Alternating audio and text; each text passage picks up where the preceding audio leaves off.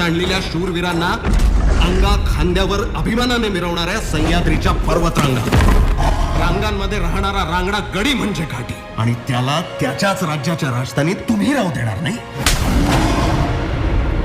ही मुजोरी, हा उन्मत्तपणा यांच्या रक्तात आला कसा? बेपारी बेपारी म्हणून यांना आसरा दिला,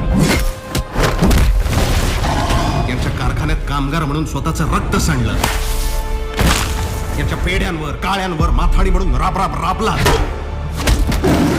पण मराठ्यांचा तणका दाखवलात का यांना कधी?